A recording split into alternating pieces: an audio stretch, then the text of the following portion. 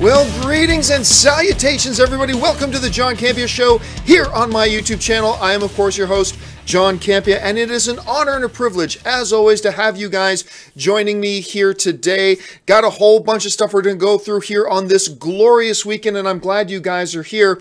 Now, listen, here's how today's show is going to go. I have picked out six topics that you guys have sent in to me to be on the show. How do you get a topic on the John Campea Show? Well, it's really rather simple.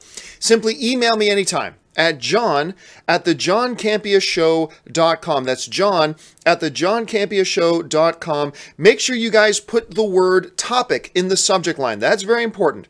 Put the word topic in the subject line. Otherwise, I'm not going to see your email. And as always, guys, make sure you keep your emails to 90 words or less, or else I'm not even going to bother reading them, because even if I wanted to use them, they'd be too physically big to even put on the screen. Okay, with all of that stuff going, here's the first topic of the day. And the first topic today comes to us from Daniel Kelly, who writes, I'm a big fan of The Walking Dead and loved all the previous 7 seasons, Andrew Lincoln being the standout. Season 8 has been excellent so far. Just wondering your thoughts on The Walking Dead in general and its decline in ratings. For me, it's a show that seems to get trashed no matter what it does. Too action heavy, too many cliffhangers, bottle episodes, stay filthy. Well, thanks a lot for the question, man. And, you know, here's the thing. The problem with Walking Dead, and that Walking Dead often comes across, and it has been declining in ratings, it's still one of the biggest shows on television. I think that's one of the things that gets missed a lot in all the discussions. Like, everybody wants to talk about the declining ratings of Walking Dead, and that's understandable. But the part they leave out is that declining ratings or not, it's still one of the absolute biggest television shows in the world. So, I mean, it still has lots of people watching it. It really does. But there has been a decline. Why the decline? Is it too much this? Is it too much that? Honestly, for me, I think one of the reasons is that it's just a show that's just gone on too long. It's a show whose premise, really, how much can you do with the premise? The world is taken over by a zombie apocalypse. I mean, how long can you go? I mean, and if you watch the last couple of seasons of The Walking Dead, the show's not even about zombies anymore. And what do? You're just constantly replacing who the new big villain is. Oh, it's the governor. Oh, no, now it's Negan. Now who's going to be next? What are they going to do next? So that becomes a problem. And at some point, the audience starts to feel like, I've seen this already. Now, I'm somebody who I was not thrilled with The Walking Dead. I'm still not a big Walking Dead fan, but I watch the show. I enjoy it. I think it's a good show. And I'll continue to watch it as long as they continue to make the shows good. Maybe they're not fantastic. Maybe I don't think they're the greatest things on television. Not at all. Never have thought that, actually. But as long as they keep making the shows good, I'll keep watching. But I can totally understand why some people start to feel a little fatigued with it. It's like we've been seeing essentially the same show week after week for going on 8 years now. So I think that's the main problem, is that they're running out of places to go. What do you do that's new, that's fresh, that you haven't already done on this show? I'm not even talking about things you haven't already done on other shows. I'm talking about things you haven't already done on this television program. You've done it all. You've done a lot of it already, at least anyway. So, I don't know. It's a tough position that they're in. But look, the show is in its 8th season. I mean, it's a success, no matter how you cut it. It might be time to let it go. Like, I know I've told the story before, but the reason I love this is the actor who plays Negan. And I love this picture. And you've heard me tell the story before, but he used to play John Winchester, Sam and Dean's dad, on Supernatural, which is like my favorite show on television, right? And so he's not on the show anymore. But what they've done ever since he went on Walking Dead and had Lucille, his baseball bat, right? There have been a couple of episodes where, like, Sam and Dean come back from a job and they're putting their weapons away in their trunk. And in this one episode, they had Lucille. They literally had Lucille, baseball bat with the barbed wire. And they look at it and goes, you know, now I know why Dad always loved this thing, and then put it back in the thing. I love that. I just thought that was great. Anyway, what do you guys think about The Walking Dead and the status that it's at right now? Leave your thoughts in the comments section below. All right, let's move on now to the next topic, and this is going to get some people angry. I don't care.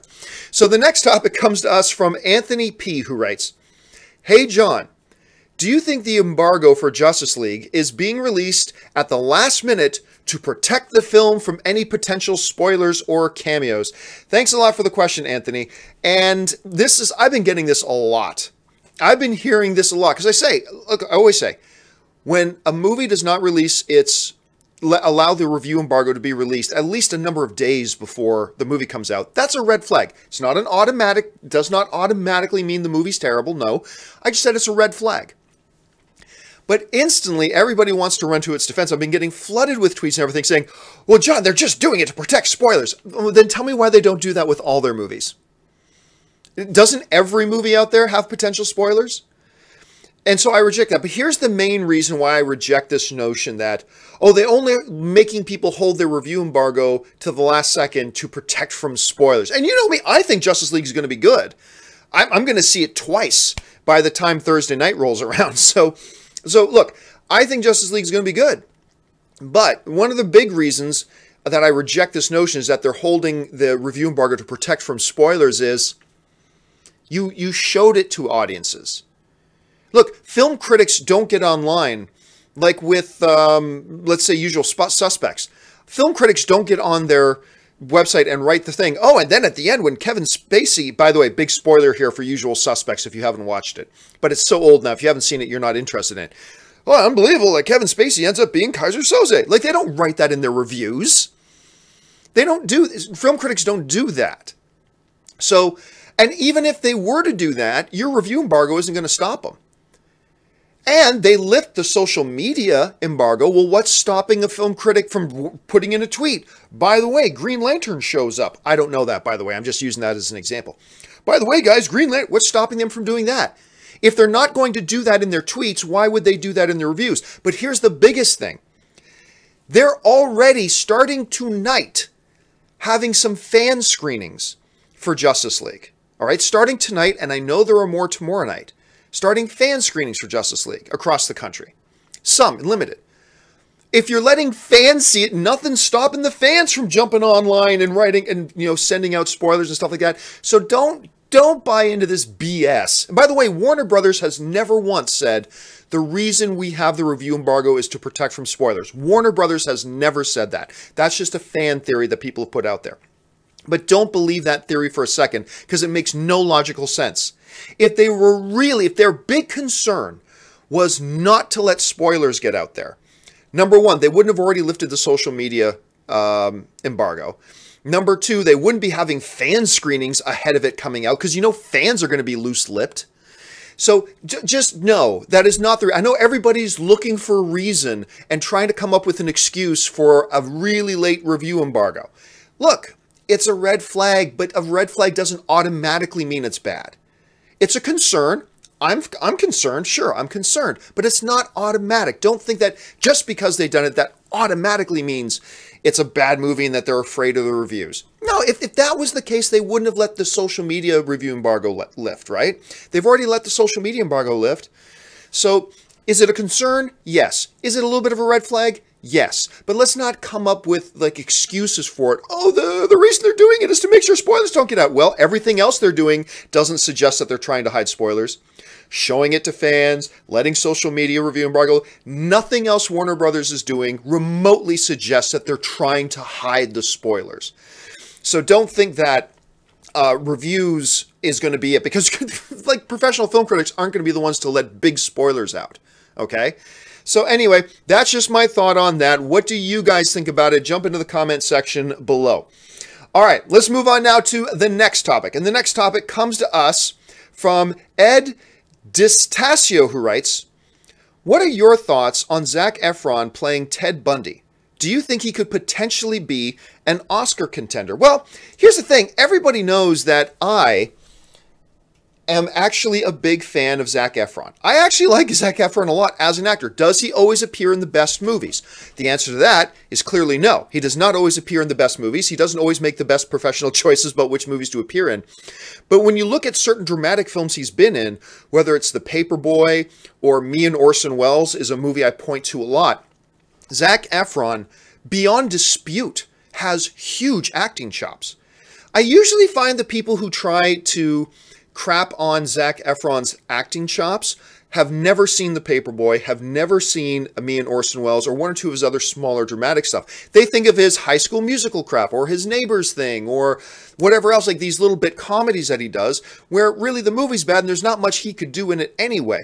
When you look at the films that do require him to display his dramatic acting chops, things like Paperboy, things like Me and Orson Welles, then you realize, holy crap, this kid's got chops. Like, Zac Efron is a legit actor. Like, he's really quite good. He elevates the material that he's given. And again, usually I find the people who try to dismiss that are the ones who have not watched Paperboy and have not watched Me and Orson Welles. Anybody I know who has seen Paperboy or Me and Orson Welles usually agree, yep, Zac Efron's got talent. He's not always in the best films. He doesn't pick the best projects. Maybe he doesn't land the best projects, but he's got the raw talent. I was very excited for that reason when I found out that he landed that role of Ted Bundy in the upcoming True Life Crime movie. He is an Oscar contender. Way too soon to start talking like that. But what I will say is, it's the type of movie that if Zac can bring his A game like he has to other past dramatic pieces, if Efron can bring his A game to a movie like this, which might be a little bit more high profile, it could do a lot to change a lot of people's perceptions of Zac Efron as an actor. I think it could do a lot. Oscar contender, look, any movie that's coming out has the potential to be an Oscar contender. This one is no different. Would I say it's a lock at this point? No. There's nothing in it to suggest it's a lock or anything like that. So it has as much of a chance as anything else. I'm just excited that Efron's going to get an opportunity here to change people's perception of him. And I think that's pretty cool. All right, let's move on now to the next question. And the next question today comes to us from Joseph Salcce, who writes, recently, I saw Murder on the Orient Express in theaters. I'm sorry about that. I didn't like that movie. Anyway, but before the film started, the trailer for All the Money in the World played, and it still showed Kevin Spacey would play J. Paul Getty. How could the marketing team still market the movie with Kevin Spacey still prominent in the trailers being shown in previews? Is this false advertising, and will keep showing Spacey in the marketing hurt the film even more? Well, thanks a lot for the question, man. And yeah, you're right. I also have seen All the Money in the World. The movie being directed by Ridley Scott stars Mark Wahlberg, and Kevin Spacey is in it, currently in it.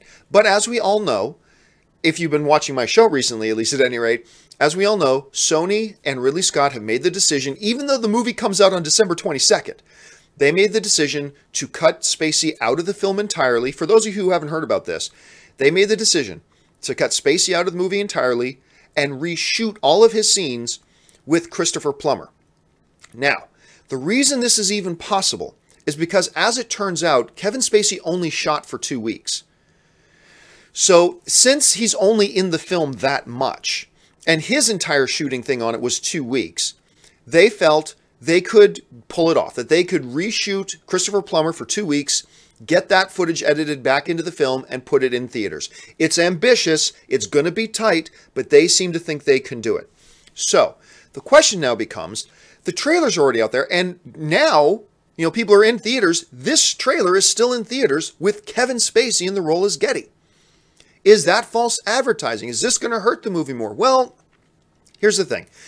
It's not false advertising because, on the one hand, it's not the studio trying to be deceptive. That's not them trying to be deceptive. They're just caught in a very tough situation. This is just a scenario where Sony and Ridley Scott and his company are just in a no-win situation. They need their trailers out there. They do not have new trailers to replace it. They don't have footage with Christopher Plummer ready to plop into trailers, and yet they still need their movie being marketed to raise awareness for it. The big advantage, and I mentioned this on the show the other day, the big advantage that All the Money in the World has going for it is that when you just look at this picture, I'm sorry, I had no idea. The first time I saw this image, I had no idea that was Kevin Spacey. No idea. None. So I have a feeling that is one thing that they got going for them, is that you look at this picture of him in the movie, it doesn't look like him. So they've got that advantage. But really, they have no choice at this point. The trailers that are out there are already out there. The movie theaters already have them. They're scheduled to play, and the studio doesn't have anything to replace it with at this point. So it's a bad situation no matter which way you cut it. But for Sony, there's really not many other options they have here. They kind of have to keep running this spot that they have to do anything. So it sucks. It's unfortunate. I believe for us to call it deceptive marketing, there has to be the intent on the studio's part to mislead the audience. Clearly, there's no intent here from Sony. They don't want to mislead the audience. They just, that's what's out. Something happened that was beyond our control. We had to replace an actor.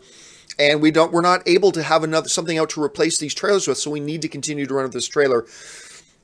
And it's not like Sony and Ridley Scott are keeping Kevin Spacey's replacement a secret. I mean, it's out there. It's in the news. Everybody knows about it. It's not like they're trying to cover that up. So I believe Sony is doing the best they can with a bad situation. Because of that, I have no problem. I rather sympathize with what they're dealing with and how they're trying to handle this situation. All right, let's move on now to the next question. And the next question comes to us from Jamie, who writes, "Hello, John. Why does widescreen still exist? The two black bars on the top and bottom of the screen are annoying, and Blu-rays don't give you an option to take them off. I want to see my movies full screen." Well, thanks a lot for the question, Jamie. And I'm going to go out on a limb here, Jamie. I'm going to make an assumption that you are under 30 years old, okay? Because if you were 30 or older, you would remember a time not that long ago, just a few years ago, when the average TV in the average American home was not a 16:9 widescreen TV. It wasn't that long ago that the average television in American homes was a 4:3 aspect ratio, or more box-shaped than wider screen 16:9. It was more box-shaped. All TVs at one point were 4:3. Movies were not shot 4:3. So whenever a movie was then put on television, they used to have to do one of two things.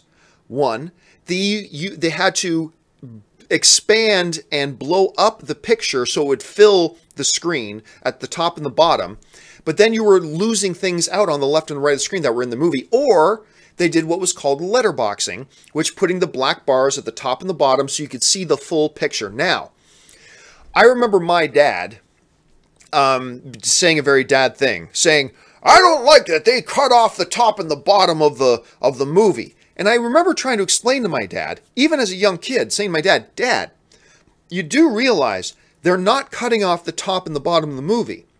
What they're doing is not cutting off the left and the right of the movie just to fill those top two blank spaces. They're showing you the full movie by having those black bars on the top and the bottom." Like, I remember trying to explain that to my dad. "No, look at the TV screen. They put in a black bar at the top and the bottom." I'm like, "No, Dad, they didn't put in black bars. It's just that to show you the full picture, there's no space. There's nothing to fill the top and the bottom with." "Well, I don't like it." "Well, okay, Dad." And now, here we are again, having this same conversation, except now, instead of talking about the 4:3 aspect ratio, we're talking about the 16:9 aspect ratio. Here's the thing. Yes, today we have widescreen televisions. That's the standard, 16:9. However, most theatrical films are not shot 16:9. Most theatrical films are shot either in 1.85.1 or they're shot in 2.35.1. And those are different. Those are wider aspect ratios because that's what movie screens are. And that's how they shoot films. So here's a good example. Let's bring up an old picture of from Friends, okay? Now, the yellow bars, all right? Now, this is showing an example of 4:3 to 16:9, but it's the same principle, okay? See the yellow bars? Imagine that's the space that your television actually shows, okay? The pink lines on the outside, going outside of those yellow, is what the filmmakers actually shoot in. So, if putting Blu-rays and things like that together, if they just wanted to fill your screen with no black bars anywhere, what they have to do then is cut out all that footage that's on the left and on the right, outside of the yellow boundaries. They have to cut that out. So yes, you don't get a black bar at the top and the bottom of your screen, but you're not seeing the whole movie. Like you say, Jamie, in your email, you want to see the full screen of the movie. Well, if it wasn't for those black bars at the top and the bottom, You're not seeing the full movie, because those shots that the director composed and that the cinematographer composed that had that material on the left and the right, for it to properly fill your screen without the black bars at the top and the bottom, they need to cut those things out, and you're not even going to see it. So you're not seeing the full movie. Now, that's fine if you have a preference that you would rather see it blown up and have the material cut off on the left and the right without having those black bars. That's fine. But a lot of people, like myself, I want to see the whole picture. I don't want to see the picture with the both ends cut off. I want to see the whole picture. And in order to do that with some movies, some movies will have that black and white bar on the top of them. A lot of Blu-rays don't even have that. A lot of Blu-rays just put it out 16:9, and you don't even realize you're missing out some of the material on the left and the right. Look, it's a constant battle that the industry has been facing ever since the 4:3 to the 16:9 aspect ratio thing popped up. There's no right answer. You're not right or wrong for having your preference. I'm not right or wrong for having my preference. It's going to be a never-ending battle. That's going to be a never-ending battle, but it's, less and less. At some point, the movie industry and the television industry, the entertainment industry is just going to decide upon one aspect ratio. At some point, that day is going to come. But for now, as long as different movies are shot in different aspect ratios and televisions at home are mostly 16:9, this is always going to be a battle that we have to have. All right, let's move on now to the final question of the day. And oh my goodness, it's a big one. It's the one we're dealing with when talking about the whole Wonder Woman situation of Gal Gadot. And next is this. It comes to us from Cynthia Garcia, who writes, I read that Gal Gadot is threatening to not do Wonder Woman 2 unless Brett Ratner is taken off the movie.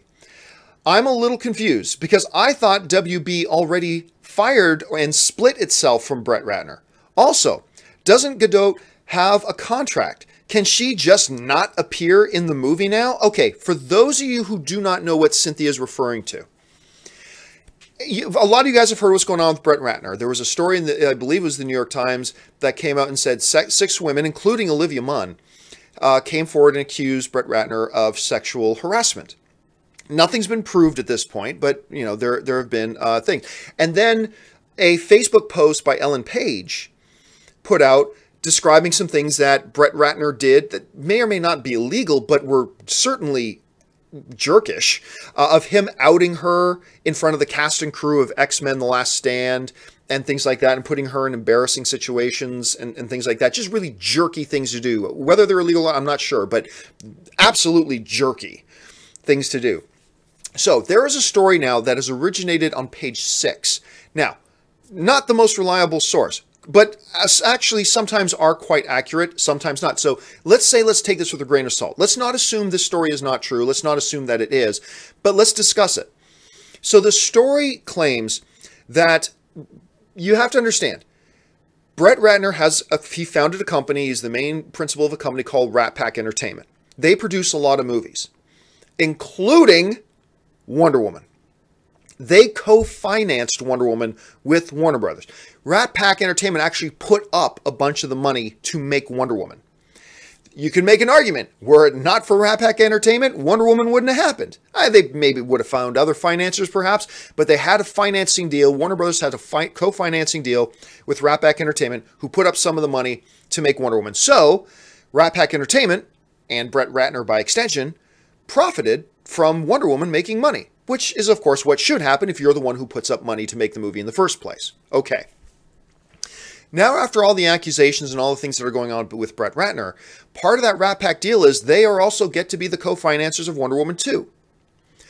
Gal Gadot is saying if Brett Ratner is attached and if Brett Ratner is going to profit from these movies, so the story says, I'm not going to be in Wonder Woman 2.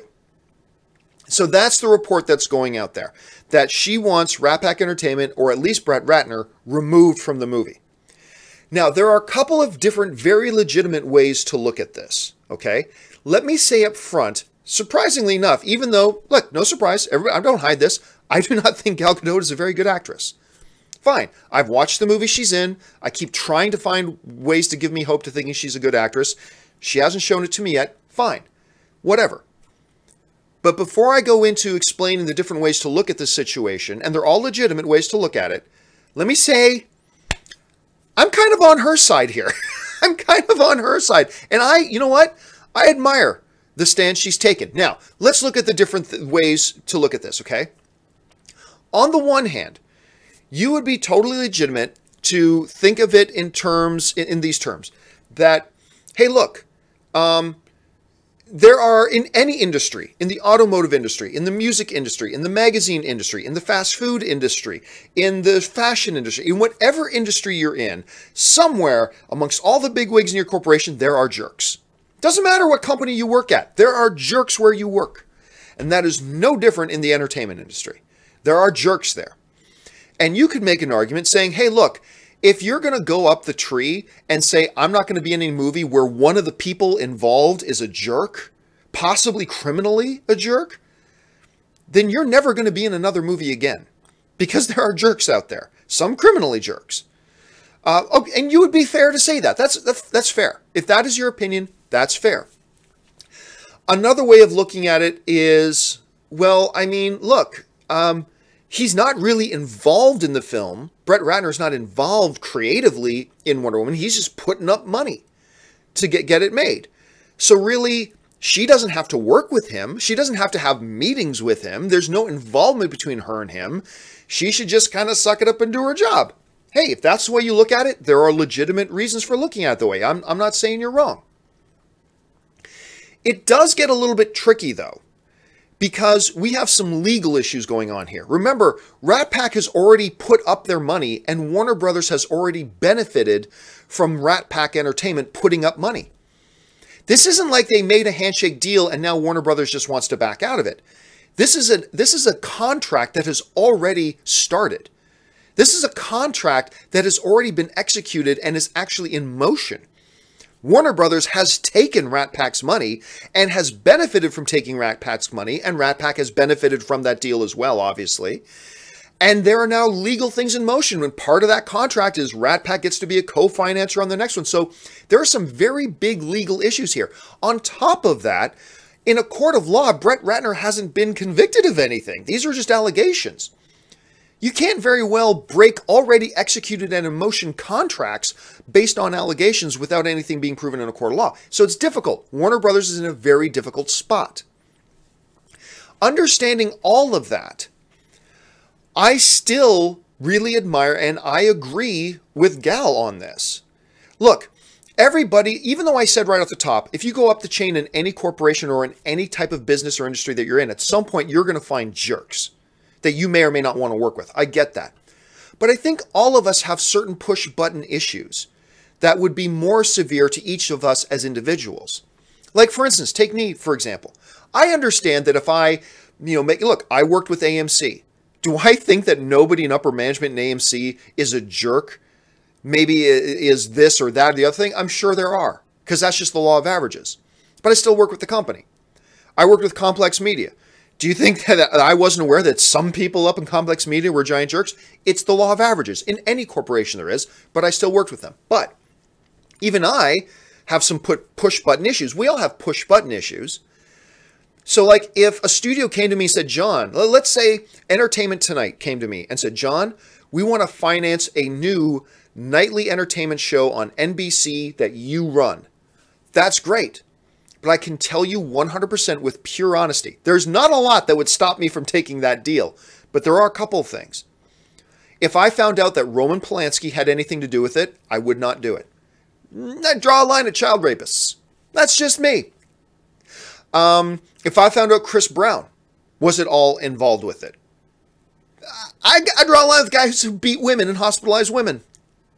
Sorry, those are issues. Maybe they're not big issues to you. That's fine. Maybe you have different push-button issues than me. That's fine too. But if I found out either of those things were the case, I wouldn't do it. I can quite honestly, and some of you are yelling at your screen, yes, you would, Campea. No, I would not. No, I would not.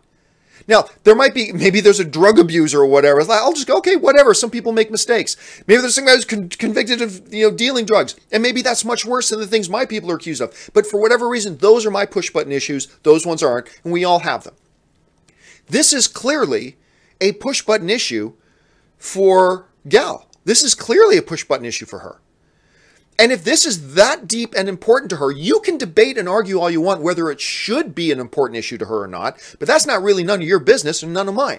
The fact of the matter is, it is clearly a very big push-button issue for her.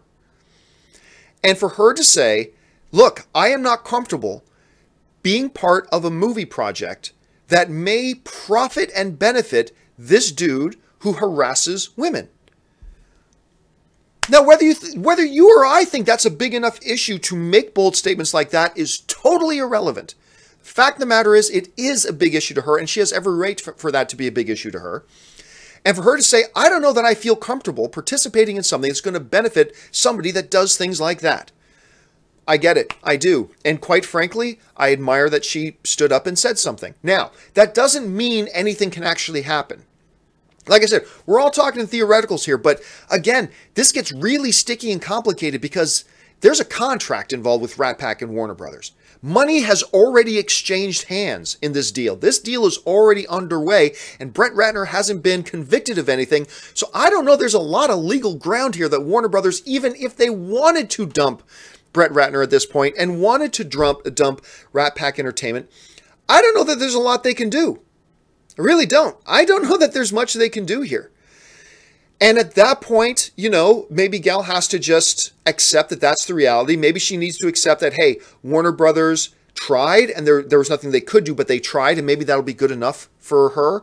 Maybe there's a situation where Warner Brothers goes, look, we offered to buy him out of the deal. Because, you know, Warner Brothers could always go to Brett and say, hey, we'll pay you $10 million to voluntarily get out of this deal. We'll pay you $20 million. We'll pay you $30 million. But what if Rat Pack wants $110 million? Do you actually pay them $110 million just to get them out of a contract? I don't know if you can do that. It's a sticky situation, man. It is a sticky situation. I don't know what the right thing to do here is. I don't know what the wrong thing to do here is. It's very convoluted. All I know is that I have zero problems with Gal Gadot coming out, expressing her thoughts on this, expressing her concern about this, expressing her desires on this, if this story is true. Again, it's coming from one source, which is page 6. Could be true, might not be true. So let's just understand that as we're talking about this. But if the story is true, I admire her for taking a stand and standing up for that. Now, she may need to do something she doesn't want to do just because of legal terms, sure, but I still admire the fact that she stood up and said something. And maybe you have a different opinion. If so, jump into the comment section and let me know what you guys think. All right, guys, those of you who are watching live, I'm now going to go to a part of my show here where I do nothing but take your live questions. So if you're watching live right now, you guys can start sending in some of your thoughts and opinions or new questions. Start tweeting them to me at John Campea. Just open up Twitter, tweet to at John Campea, and fire that off, and maybe you will see your question and tweet pop up here on the bottom of the screen. Now, before I do that, I'm going to take my daily commercial break where I do my daily shameless plug, of course, talking about my Patreon supporters and how my Patreon supporters are the entire reason I can even do this show in the first place. Check this out. We'll be right back and we'll get to your tweets. For those of you who have followed me for any period of time, you guys know that I made the decision recently to leave the corporate overlords. I no longer wanted to work for corporations. I wanted to be an independent content creator. And the only way I've been able to do that is by the support of my Patreon supporters. So what I would like to do is to ask you guys who watch my shows, who spend any amount of time with me every single month, to consider going over to www.patreon.com/John Campea. There you'll get all the information about what exactly does it mean to be a Patreon supporter of mine? What does being a Patreon supporter do for helping to make sure that shows like this one and all the other shows I do here on my channel can actually be produced? And on top of that, what benefits are there to being a Patreon supporter? And maybe if you guys can check that out, if you decide you want to be one of my Patreon supporters, that would be awesome. And if you don't, that's perfectly fine too. I'm just happy that you guys have decided to be here today and be a fellow movie fan and join us in the conversation. So go and check out the website, see if you want to become a Patreon supporter. And now, let's get back. All right, guys, thanks so much. So check that out and see if you can become a Patreon supporter. If not, I'm just glad you're here being a film fan with us. All right, guys, with that out of the way, let's jump over now to some of the stuff, the live stuff, the tweets that you guys are sending in that you want to talk about stuff like this. And we start off with the first tweet coming to us from Nomi Itzasad, who writes, John, if Justice League is a success, will it change the public opinions about Zack Snyder?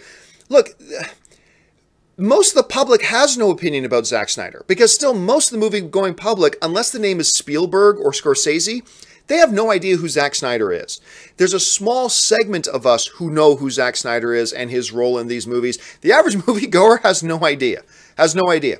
Will it change perceptions about some of us in like the film fan communities about what we feel about Zack Snyder? I think so. Yes, absolutely. I think there are some people, look, a lot of people, here's the thing. There are some people who are so desperate to defend DC that they make up excuses as to why other people don't like DC. One of the more popular excuses is, they just hate Zack Snyder. There are some people out there who hate Zack Snyder, but they are a minority. A lot of people just don't like DC. You know me, I've given positive reviews to all the DC films, but there is a lot of people who don't like them, and that's fine. Most people just don't like the films because they didn't like the films. Has nothing to do with them not liking Zack Snyder, but for some people who are so desperate to find an excuse for why other people don't think the same way they do, one of the excuses they make up is, well, they're just saying that because they don't like Zack Snyder. Come on, you're better than that. Stop making up excuses. Just accept that not everybody has the same opinion as you. That's just an excuse. Are there some people out there who just don't like Zack Snyder? Of course there are. There are some people out there who just don't like Joss Whedon. There are some people out there who just don't like this person or that person. Sure, there are absolutely, some of them exist. But to make up this big blanket statement, anybody who doesn't like Batman versus Superman is just a Zack Snyder hater. That's pathetic. That's desperate. That's pathetic and desperate. Just accept that they just didn't share your opinion of the movie, and that's okay. I like Batman vs. Superman. Guess what? I like Star Wars. Someone comes up to me, I hated Star Wars. I don't make up an excuse. I don't go, oh, well, you're just saying that because you hate droids. You have a prejudice against droids. No, it's like, okay, well, you watch it and you didn't like it. Okay. I think you're crazy for not liking it, but I'm not going to make up an excuse for why they didn't like it. And I think those of us who do like the DC films so far, we got to stop making excuses and just accept, okay, they haven't worked for everybody, and move on. But yes, generally, of course, even amongst those people, if Justice League is really solid and really great, I think there are some people who have a certain opinion of Zack Snyder as a filmmaker who this will help their opinion of Zack Snyder as a filmmaker. Anyway, let's see. Film Nerds writes, John, have you heard any updates for the Uncharted movie? No, none. Not in the last couple of months. I mean, we heard a couple of big updates months ago, but I haven't heard anything new since. And that doesn't mean anything. It could mean anything at all. It could mean something's stalled. It could mean, nope, everything's just moving along exactly as they want it to go, and there's nothing to report. So I haven't heard anything one way or the other. If you guys have, leave some links in the comments section for your fellow film fans here, and let's see what's going on. Let's see. This one comes to us from Spider Matt 2 saying, John Campea, talking of shows that have gone on for too long, what about The Simpsons? I'm still puzzled as to why it's on the air, because a lot of people still watch it. That's why it's on the air, because a lot of people still watch it. And you know what? Is it as good as it was like in season 5 and season 6? No, you can make the argument that it's not quite as good. But they still put out episodes once in a while that are still really damn funny. Some of them are still really good. Overall, is the show as good as it was back in season, 3, 4, 5, 6, those heydays of The Simpsons? No, probably not.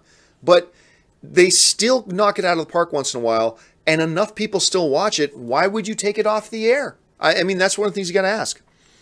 Let's see. This one comes to us from TWOS83 writes, John, where would Baby Driver be in your top 10 films of the year? Right around in the middle. I'm still wrestling whether it's in my top 5 right now. Obviously, films like Logan, The Big Sick, Wind River, Coco might be in my top 5 now. I mean, so it's going to be right around the middle of the pack. My big struggle right now is whether Baby Driver's in my top 5 or not. It's definitely in my top 10. I just don't know if it's in my top 5 or not. I'm wrestling with that a little bit, but that's where it sits for me. I can't wait for you guys to see Coco, by the way. It's a special little film. This one comes to us from Nick Van Gogh 32 writes, John, how do you make popcorn taste the best without having to get up and re-salt and re-butter? I've got a little trick for you, my friend. Like, see, to me, popcorn is really just a butter delivery device. Popcorn is a butter delivery device. Much like cigarettes are just a nicotine delivery device, popcorn is a butter delivery device. I love my butter on popcorn. Now, there's a couple of things you can do. Because, you put your butter on, but then after you eat the first layer of popcorn, then the rest of it doesn't have any of that golden deliciousness, the butteriness. Where's the golden, delicious butteriness? Where'd it go? It's gone off the top layers. Now, you can do a couple things. Number one, you can ask the theater people to give you a half-full bag of popcorn, butter it, and then take it back and ask them to put it. That's called layering your butter, right? You can do that. That's effective. So tell them to fill it up halfway, butter it, then fill it up the rest of the way and butter it again. That's one thing you can do.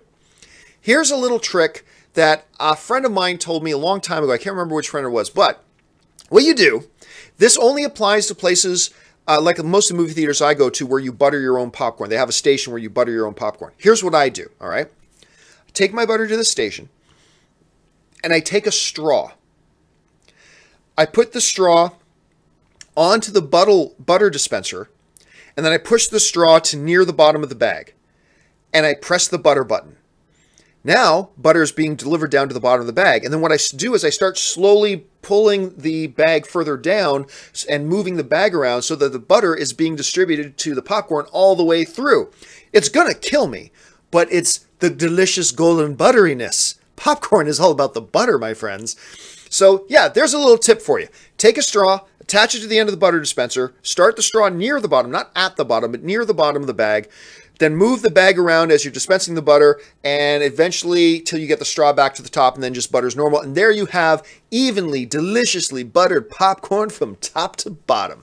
Too much butter, but let's be honest, there's no such thing as too much butter. And I will punch you in the face if you disagree. No, I'm just kidding. Let's see. Let's go on to this one. Imagine Goku Black Rice. John, worst experience you've had dealing with a Marvel or DC corporate zombie fanboy slave? Yeah, most of them, I don't, look, you just learn to laugh at them because they're pathetic. Like, anything, like, you know, whenever I trash on Marvel's Agents of S.H.I.E.L.D., or whenever I talk about the fact that Ben Affleck's leaving as Batman, you get your Marvel corporate zombie slaves, and you get your DC corporate zombie slaves, and at just at some point you just realize, you know what, they're all pathetic. Look, like, I can't emphasize this enough. It's totally cool if you're a comic book movie fan, and you just so happen to really like the Marvel stuff and you haven't liked the DC stuff. But that doesn't mean you base your life around hating DC. And I'm totally cool with you if you're a comic book fan and you just mostly really like the DC stuff and you haven't really liked the Marvel stuff, but you don't base your whole life around hating anything Marvel does. That's fine. Nothing wrong with having a strong preference for one or the other. It's these corporate fanboy slaves that define themselves not by what they love, but they define themselves by what they hate. Like, anybody who's like, no matter how good something in a DC movie looks, yeah, it's going to be crap because it's DC. DC sucks. It's like, well, okay, you're clearly an idiot. And you have a totally closed mind. And I'm not even going to listen to you because you have nothing valuable to say because you're not actually analyzing the situation. If you analyze it and come back saying, yeah, I don't like what I see, that's fine. But you are clearly somebody who has predetermined you hate anything by DC. Or the opposite. You are clearly somebody who clearly hates anything that's done by Marvel. And there's no point in talking to you. And hopefully and thankfully, it looks like these morons who are a toxin on the movie fan community on both sides, it looks like they're having smaller and smaller, because I think more and more film fans are starting to be able to recognize and ignore the corporate zombie slaves. And it looks like the fan community is learning to identify and ignore them more and more. And these corporate zombie slaves, like most trolls, they only survive. Their sustenance is attention. And so the less attention they get, you starve them to death. And it's becoming better. It's becoming better. And I'm seeing people now more and more celebrate both the Marvel and the DC films. And look, that doesn't mean if you can't dislike Thor Ragnarok. If you saw Thor Ragnarok and just simply didn't like it because you saw it and you didn't think it was very good, nothing wrong with that. That's great. Maybe you'll see Justice League and you'll watch and go, you know what, this just wasn't very good to me. Nothing wrong with that. It's these people who go, oh, it's by Marvel, then it sucks. And here's all the reason why it sucks. Or about DC, vice versa, right? So it's tough, but anyway, you just, kind of live with them. They are a blight on the face of film fandom, and we'll see how, hopefully they'll just disappear after a while. Let's see. Going on to the next one. This one, why can't I get it to come up on screen? Here we go. This one comes to us from Ever Nolasco 191 writes, John, how far in advance do you think movie studios should begin marketing them films? To me, 3 months. 3 months. I think these things about putting out trailers 5 months in advance, 8 months in advance, 9 months in advance is pointless, useless, and it's just a waste of money. By the way, money that you pay for as a film fan. Because the more and more money they spend on these things, the higher and the higher they have to make sure the movie ticket prices keep going up. It's because somebody's got to pay for all this marketing we're doing, and it ain't them, it's you. They pass the costs on to you. And there's no point in it. Like, I've gone on about that many, many, many times. To me, a good window of time to really start a big... And that's fine. You want to put out a poster a year in advance. You want to put out a little teaser with a title screen coming up. You want to do that just to let people know, hey, guys, in a year, this movie's coming. That's fine. But these things where, like, marketing pushes start 7 months in advance, totally useless. Totally useless. It's unnecessary money being spent that ultimately the film fans pay for. So I think 3 months is a good one. All right, next one comes to us from ARACX1, who writes, John, do you miss opening credits that are stylized like Smallville's opening credits? Most shows now have regular nondescript opening credits. No, I don't miss, no. To be honest, look, I get a kick. I binge watch Netflix shows, right? One of the best features of Netflix, for instance, recently I binged all of Mindhunter, right? And they have an interesting opening credit scene, but I don't want to watch it again and again and again and again and again and again and again and again. It's just wasting my time. One of the great little features that Netflix has, though, is when the opening credits start, a little box pops up. Skip opening credits? Yes, thank you. Click. Skip the opening credits. I'm fine with just TV show and then start the show. Totally. Yes, some very creative Daredevil. There's some other shows that have some very creative opening credits, and that's great, but ultimately they're just wasting my time after I've seen it once. So I'm totally fine if a show doesn't have any opening credits. I'll be honest with you. I'm totally fine with that. Show me the title screen, start the damn show. Anyway, that's just my thought on that. I'm sure many of you have different opinions, and that's totally cool. Let's see. This one comes to us from John Smee 20807211, writes, John, any updates about Alita Battle Angel? The movie opens next July. Well, the movie wrapped. They wrapped production. They're in post-production now. From everything I know, and I may not know everything, but from everything that I know, everything is right on schedule. Everything's moving along totally fine, and they're going to hit that target date, no problem. Like I said, they finished production months ago. So they've already been in post for a long time. They'll be ready to... They may move the release date, but I don't think they will. Everything looks like it's on track. Let's see here. George Brown 1461 writes, John, who has the better filmography, M. Night Shyamalan or Michael Bay? Michael Bay, he's got some good films. Pain and Gain, The Rock, I thought was quite good. 13 Hours, the first Transformers. He's got some good films. And then he's got some crap films. M. Night has some really good films. We're talking about Sixth Sense, whether you're talking about Unbreakable, whether you're talking about... I even thought... what was the one with the aliens that didn't like the water? I can't even remember the name of it. Wheatfields, Hopi Goes to Butterville. I can't remember the name of the movie. I thought, until the last 5 minutes, I thought that was a really good movie. And now you've got Split. I'm going to go for the Shyamalan. Actually, I'm going to go for the Shyamalan. Not the best director in the world. He's too inconsistent and he's too full of himself. But overall, when you look at his best films are better than Michael Bay's best films. So I'm going to go with that. And we are what could be in the middle of what we are calling this Shyamalan. You know, a renaissance of his career. Let's see how... Signs. Thank you. Everybody in the chat board is saying signs. Yeah. I still like Opie Doopie and the buttery thing. I don't know. That's a dumb thing for me to say. Okay. Time for a couple more questions. We're going to go with Tech No Mortal, who writes, John, Terminator Genesis, worst Terminator franchise film or best Terminator fan film ever made? You know what? That's a great way of saying, I didn't like Terminator Genesis, but I didn't hate it. I thought there was enough in there. There were some interesting things in there that prevented it from going into the I hated it mode. I didn't like it. I thought, bad film. That's a bad movie. I'm not going to recommend people see that. But I didn't loathe it. You know what I mean? Because I thought there were some decent things in there. But I do remember saying to somebody once, it felt like a fan film. It felt like a really great high-budget fan film of a Terminator movie. So I will say... best Terminator fan film ever made. I like the way you put that. Let's see.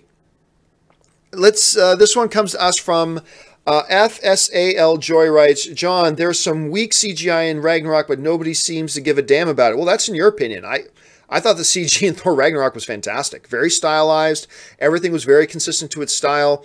And I think the reason nobody gives a damn about it is because most people don't agree with your assessment. I mean, there are some people out there who thought some of the CG in it was weak. Okay. To me, as somebody who used to work in the CG industry, I looked at it. They had a very specific style they were doing. Everything I saw was very consistent with the style. And I thought the CG was great. I mean, yeah, it's not a perfect movie, but honestly, I don't see what people are talking about saying when they say, but that's cool. It's all subjective. You're not wrong for not liking some of the CG in it. That's perfectly fine. Perfectly valid observation on your point. Let's see. This one comes to us from Todd A. Barrett, who writes, John, I think the witch hunt environment has become toxic to Hollywood and to the entire industry. Does this affect the industry as a whole? Well, look, I mean, if you're talking about the whole harassment allegations and stuff like that, that's not toxic to Hollywood. What's been toxic to Hollywood is the fact that this culture, however small it may have been, because remember, even though we're like there's 8 guys in the news now, well, that's 8 out of about 100,000. Okay, so let's keep that in mind. But the fact that that sort of culture where that stuff happened on a semi-regular basis, to the point that the victims even had felt like they couldn't even speak about it, that is more toxic. Is it what's going on right now? Is this healthy for the industry? No. But sometimes you got to go through a little bit of pain to get things better. And this is painful, what's going on, but sometimes you got to go through the painful stuff to make things better. I mean, that's just the way I see it. Let's see. This one comes to us from John Smee, who writes, John, what do you think a future movie? Do you think a future movie is going to surpass the worldwide box office gross of Avatar? A future movie? Sure, yes. How far in the future? That could be a while. But at some point, seeing a movie is going to cost $50 at some point, and then that will cross Avatar. But we're a long ways away from that happening. I don't see any movie in the near future that's even been announced or is on any sort of chalkboard right now that's going to match it. Nothing. Let's see. John Campea, what is your favorite, from Javier Solis, who writes, John, what is your favorite horror movie? All-time favorite horror movie is An American Werewolf in London. That's my all-time favorite. My second all-time favorite is probably The Descent. I love The Descent. I think that movie is just brilliant. Let's see here. Where did it go? Okay, here we go. Final question of the day comes to us from I Sip That Tea. And I Sip That Tea writes, John, based on the social media reactions of Justice League, what do you think the Rotten Tomatoes rating will be? I've been saying this all along. It's right in the neighborhood of 70%. I've said for months that Justice League, I believe, will be only the second DCEU film to crack the 70% Rotten Tomato meter. Obviously, the first one was Wonder Woman. I believe second one will be Justice League. And after hearing the social media reactions to Justice League, I only feel more certain about that. I feel certain that 68 to 75% range is where it's going to fall in. I think it's going to be positive. I think it's going to be good. It's not going to be mind-blowingly great, but I think it's going to be positive and good. And positive and good is important because, like I mentioned yesterday, that makes 2 movies in a row for the DCEU that have been positively received by fans and critics alike. And 2 movies in a row is momentum. And that's a key thing, and that's an important thing. That's why I think people should be excited. All right, guys, that will do it for me for today's installment of the John Campea Show. Hey, listen, guys, today was the first time, I mentioned this in the chat board at the beginning, but I didn't say it on the show. Today's the first time I tried streaming in 1080p. I had issues of streaming in 1080 previously with YouTube, that it didn't quite look smooth and look good, so I decided to try it out today. I'll review the footage a little bit later, see how it turned out. So if for whatever reason it didn't quite look right today, I'll bump it back down to 720 the way I've always done it before. But let me review it and see. Leave me your thoughts. What have you thought about the 1080p stream? Let me know what your thoughts are on a technical point of view, because I'm more than happy to keep it at it. I'm more than happy to move it back to 720. 720 worked just fine. Let me know your thoughts. But listen, guys, overall, make sure you click the thumbs up button, subscribe to my YouTube channel, leave your thoughts on any or all the topics we talked about here today in the comments section below. That'll do it for me, guys. Thank you so much for joining me. My name's John Campea, and until next time, bye-bye.